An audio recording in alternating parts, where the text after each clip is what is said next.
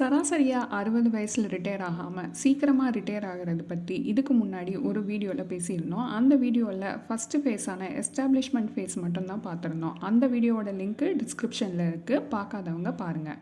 இந்த வீடியோவில் second ஃபேஸான implementation ஃபேஸை பற்றி தெளிவாக பார்க்கலாம். Welcome to holisticinvestment.in. இம்ப்ளிமெண்டேஷன் ஃபேஸில் நீங்கள் உங்கள் ஏர்லி ரிட்டையர்மெண்ட்டுக்காக எப்படி சேவ் பண்ணலாம், எப்படி சேவிங்ஸ் பர்சன்டேஜை இம்ப்ரூவ் பண்ணலாம், அசட் அலோகேஷனோட பங்கு என்ன, இப்படி எல்லாமே விரிவாக பார்க்கலாம். முதல்ல சேவிங்ஸ் பர்சன்டேஜ். பொதுவாக செலவுகள் போக பாக்கி இருக்கிறத தான் சேமிக்கிறது நிறைய பேரோட பழக்கம். ஆனால் பர்சனல் ஃபினான்ஸில் நாங்கள் சொல்கிறது என்னென்னா, சேவிங்ஸுன்னு தனியாக ஒதுக்கி வச்சுட்டு அப்புறமா செலவு பண்ணுங்கள். உங்கள் சேவிங்ஸ் பர்சன்டேஜ் என்னென்னு கண்டுபிடிக்க ஏர்லி ரிட்டையர்மெண்ட் கால்குலேட்டர் டிஸ்கிரிப்ஷனில் லிங்க் கொடுத்துருக்கோம், டவுன்லோட் பண்ணுங்கள். இங்கே பார்க்குற மாதிரியே உங்கள் இன்கமோ எக்ஸ்பென்சஸும் அதில் என்டர் பண்ணிங்கன்னா உங்களோட சேவிங்ஸ் பர்சன்டேஜ் எவ்வளோன்னா ஆட்டோமேட்டிக்காக வரும். இங்கே பார்க்குற எடுத்துக்காட்டில் 52% வருது. குறைஞ்சது ஒரு 40% 50% இருந்தால் சிறப்பாக இருக்கும். இந்த டிஸ்கிரிப்ஷனில் இருக்க லிங்க்கை யூஸ் பண்ணி அந்த கால்குலேட்டரை டவுன்லோட் பண்ணி நீங்கள் உங்களோட சேவிங்ஸ் பர்சன்டேஜ் என்னென்னு ஒர்க் அவுட் பண்ணி பாருங்கள். இந்த சேவிங்ஸ் பர்சன்டேஜ் எவ்வளவு இருந்தால் உங்களுக்கு எந்த அளவுக்கு அது ரிட்டையர்மெண்ட் பிளானை சீக்கிரமாக அச்சீவ் பண்ண உதவும்னு பார்க்கலாம். இது ஒரு எடுத்துக்காட்டு மூலமாக பார்க்கலாம். 28 வயதில் ஒருத்தர் ஏர்லி ரிட்டையர்மெண்ட் பிளான் பண்ணுறாரு. அதாவது 60 வயசில் ரிட்டையர் ஆகாமல் 45 வயசில் ரிட்டையர் ஆகணும்னு நினைக்கிறாரு. அவரோட வருமானத்தில் 20% சேவ் பண்ணாருன்னா அவருக்கு 10 கோடி ரூபாய் சேமிக்கலாம். அதுவும் அவரோட 60வது வயதில் தான் அதை சேமிக்க முடியும். அவர் பிளான் பண்ண மாதிரி 45 வயசில் ரிட்டையர் ஆக முடியாது. இதுவே அவர் 50% சேமிச்சார்னா 45 வயசில் அவருக்கு 2 கோடி ரூபாய் கிடைக்கும். அதுவே 60 வயசில் காம்பவுண்டிங் எஃபெக்டில் 35 கோடியாக ஆகிடும். அவரும் அவரை நினச்ச மாதிரியே சீக்கிரமாக 45 வயசில் ரிட்டையர் ஆகலாம். அப்போது இதுக்கு முக்கியமான காரணம் லாங் டேர்மில் காம்பவுண்டிங் எஃபெக்ட்டு நல்லா ஒர்க் பண்ணணும். நீங்கள் அதுக்கு சீக்கிரமாக ஸ்டார்ட் பண்ணணும், அதிகமாக சேமிக்கணும்.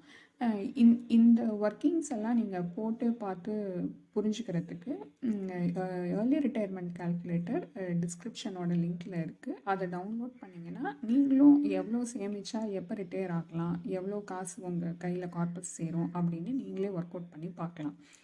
ஸோ இதுலேருந்து என்ன தெரியுது, சேவிங்ஸ் பர்சன்ட் அதிகமாக இருந்தால் நீங்கள் சீக்கிரமாக ரிட்டையர் ஆகலாம்னு தெரிஞ்சுருக்கோம். அப்போது அந்த சேவிங்ஸ் பர்சன்டேஜை எப்படி இன்க்ரீஸ் பண்ணலாம், என்னென்ன வழிகள் இருக்குது அப்படின்னு பார்க்கலாம்.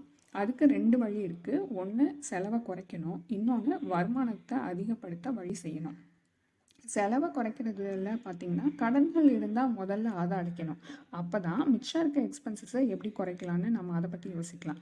எக்ஸ்பென்சஸை நீங்கள் கேட்டகரைஸ் பண்ணிக்கலாம். ஃபிக்ஸ்டு எக்ஸ்பென்ஸ், வேரியபிள் எக்ஸ்பென்ஸ் அப்படின்னு.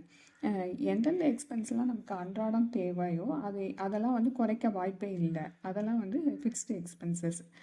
சில இது வேரியபிள் எக்ஸ்பென்சஸ். அதில் நீங்கள் செலவுகளை குறைக்க வாய்ப்பு இருக்குது. அந்தந்த மாதிரி செலவுகளை கண்டுபிடிச்சு அதை குறைக்க முயற்சி பண்ணணும். அடுத்தது வருமானத்தை அதிகப்படுத்தணும்.